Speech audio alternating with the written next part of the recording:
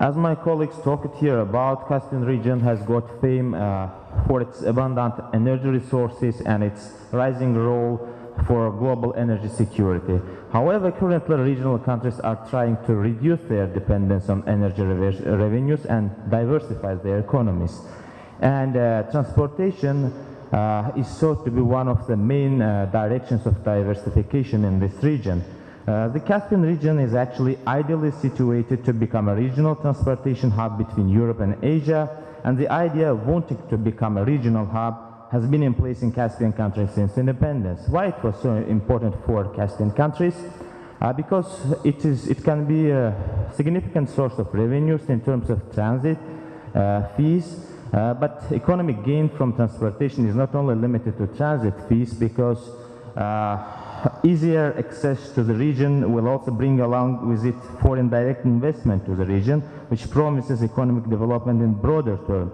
And also implementation of various transportation projects can also boost trade, not only foreign countries, external countries to the region, but also inside the region. So economic impact will be immediate for regional countries.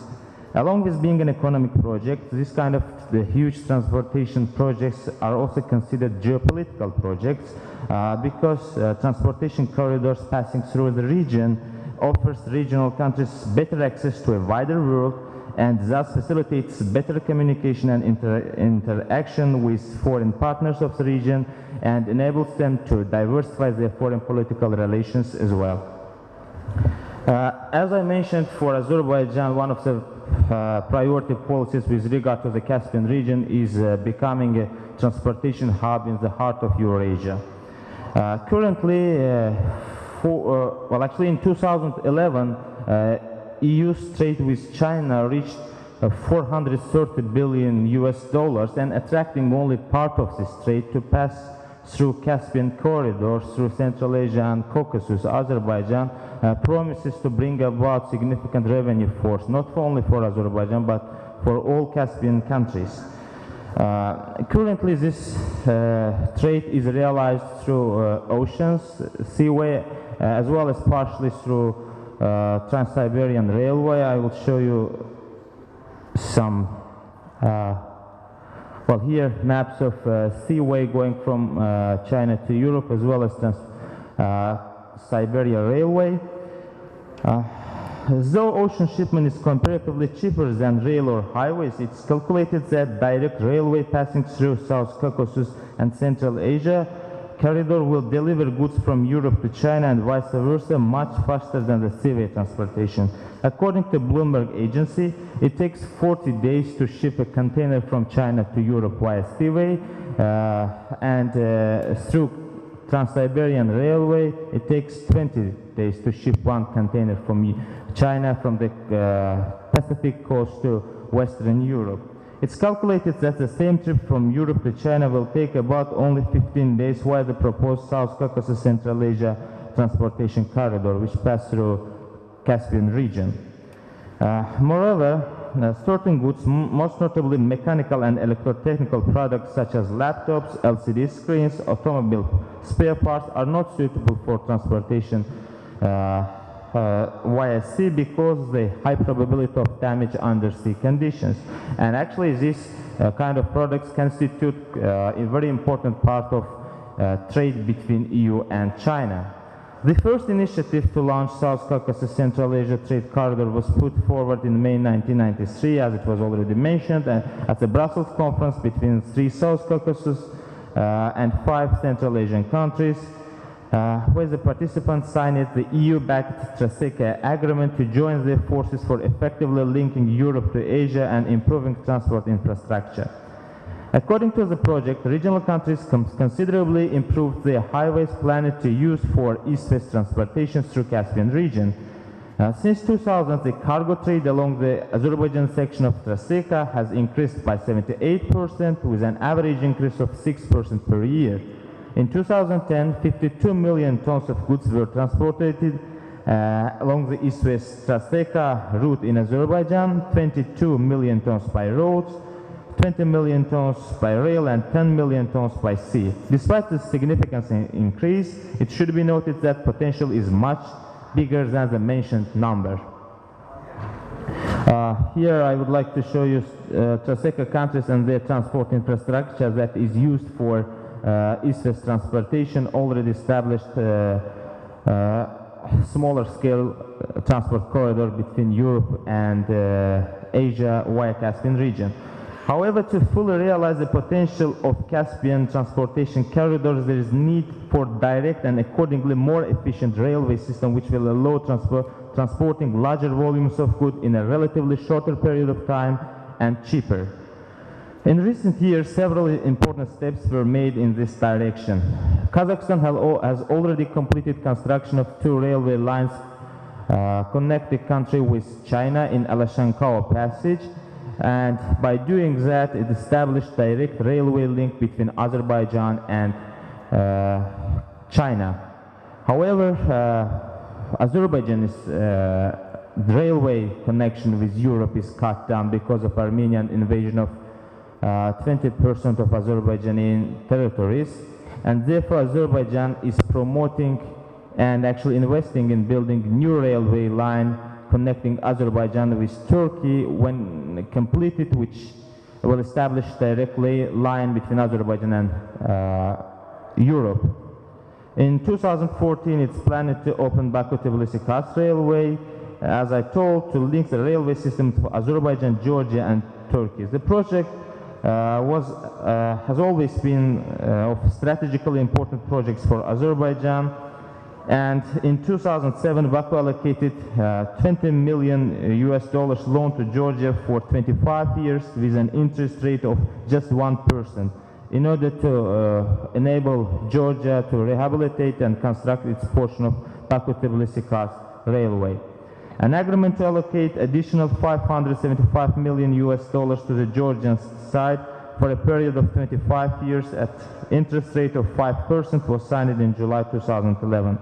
Completion of the project will establish the mentioned direct railway route between Europe and China, passing Caucasus, Caspian Sea and Central Asia, and which will be capable of transporting large amount of cargo and passengers. When completed, BTK's throughput capacity will peak at 17 million tons of cargo and 1 million passengers per year.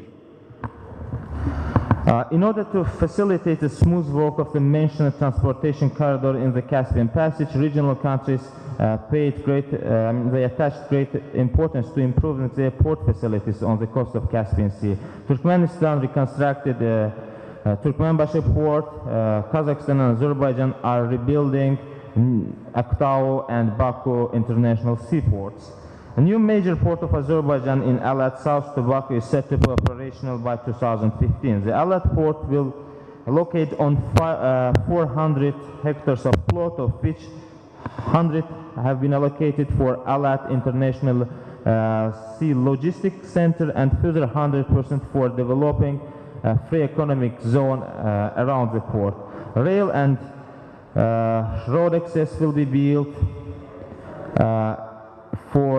you see Alat port with a red dot on the Caspian Sea, south to Baku, and it has very good access to railway and highway system of Azerbaijan, and various ferry, cargo and container terminals. Different types of berths will be constructed in the port complex. Estimated cost of the port is $760 million. When all 3 phases of the construction will be completed, the annual operational capacity of the port will reach 25 million tons of dry cargo annually and 1 million containers, making it the largest port on the Caspian Sea.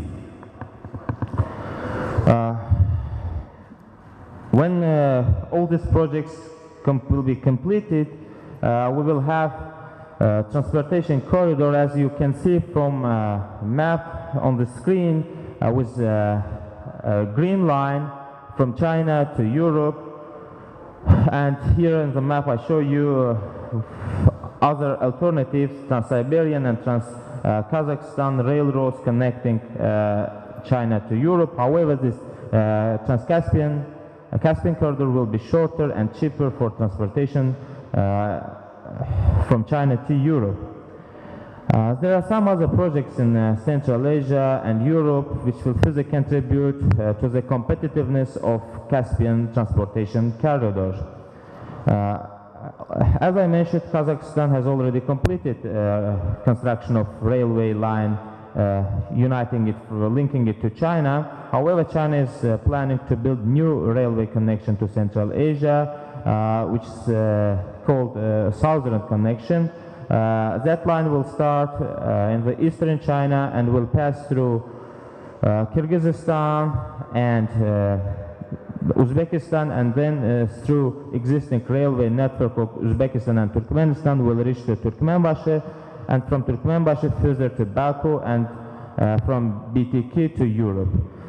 China plans to start the construction of that line in 2013, which is set to be completed by 2015, with an investment of $2 billion. Other project is planned between Uzbekistan and Turkmenistan. In joint statement of presidents of Uzbekistan, Islam Karimov, and Turkmenistan, Gurbanguly Berdimuhamedov in October 2012, during Islam Karimov's official visit to Turkmenistan, both presidents declared their interest in joining Baku-Tbilisi-Kars pipeline, railway, because they think that it can boost their export capacity and also import capacity from Europe, from West. And if joined, this line can also contribute to moving different kind of goods from United States, from Europe to Afghanistan, and can also participate in the withdrawal process of forces from Afghanistan. This project is called Navai Turkmenbashi project. This is interconnector railway between Turkmenistan and Uzbekistan. They plan to improve that passage, Navai Turkmenbashi, in order better connect, better link Uzbekistan's railway system with Turkmenbashi, and via Turkmenbashi to Baku and Azerbaijan's railway system. Another project which is initiated by European countries is Viking railway, which is actually was initiated by Litva, Belarus, and Ukraine in 2003 with the aim of linking Baltic Sea with Black Sea. And this is one of the growing transportation arteries of Europe. In 2011, 56,000 containers were transported from Baltic Sea to Black Sea and vice versa through the corridor. In 2011, Georgia and Moldova joined that project. Kazakhstan expressed its interest in joining the project, and in February 2013, Ukraine offered Azerbaijan to join the project. So if that project will be connected to Caspian corridor, there will be connection between Baltic Sea and Caspian Sea as well, and through Caspian corridor to China and Central Asia. So Azerbaijan and its Central Asian neighbors across the Caspian can also become facilitators of transportation between Northern Europe and China and Central Asia. Another project is new Silk Road project initiated by U.S. administration. The main aim of that project is actually to contribute to the development of Afghanistan and its integration to the region via directing main transportation routes of Central Asia to southwards to reach Pakistan and Afghanistan. Well, actually, at the first look, this project can seem a competing project and rival project for Caspian corridor, which offers east-west transportation. However, this new project offers north-south transportation. But if we think about connecting this project to other existing and proposed projects, we can see that Caspian corridor and new Silk Road project can actually be complementary projects to each other, not rivals, and they can contribute to each other's competitiveness. So let's take, For example, there is existing Viking line you can see on the map, and here you can see a new Silk Road project. If we link these two projects via Caspian corridor, we will have a direct link from Baltic Sea to Indian Ocean and to India, rising markets such as India and Pakistan. So if we realize this project, Caspian countries, Central Asian countries, Caucasus countries will not only participate in transportation from west to east and from east to west, but also from north to south. And as we know, Indian market is not less important than Chinese market. So goods from Northern European plains, such as countries like Germany, Poland, Scandinavian countries, Baltic states, Eastern Europe, can be transported through Caspian corridor to India, as well as to China as well. So these projects, of course, is initiated and also supported and also financed by Azerbaijan promises not only bring new revenue sources for Azerbaijan, but for the whole region. And Caspian region has acted as a barrier between Caucasus and Central Asia, between Europe and Asia, for ages. However, now it's time for the regional countries to take the initiative and change this barrier role of Caspian Sea to bridge between Caucasus and Central Asia, bridge between Asia and Europe. And I'm quite positive that all this project will be realized and will have a significant impact on development of the region. Why? Because there are several reasons. First of all, our region has a natural advantage. Its strategic location on the junctions of Europe and Asia. Second, there is regional consensus that everyone in the region actually confirms that these projects can be realized and can have very significant impact on development of the whole region. There is already accumulated experience from the framework of Traseka. We have, for the last 20 years, we have cooperated with our partners through transportation project Traseka, and now we can, based on that cooperation experience, we can move to new, larger scale of transportation projects. There is financial means for realization of these projects. Azerbaijan, Kazakhstan, Turkmenistan, rich with energy resources. These countries can put finance in realization of the costly infrastructure projects. And as we can see from Alat case, and as we can see from Azerbaijani loan to Georgia, country is quite determined and has financial means for realization of this kind of projects. And finally, there is strong political will already expressed by high leadership of all participant countries that they are ready and they are determined to realize these mentioned transportation projects.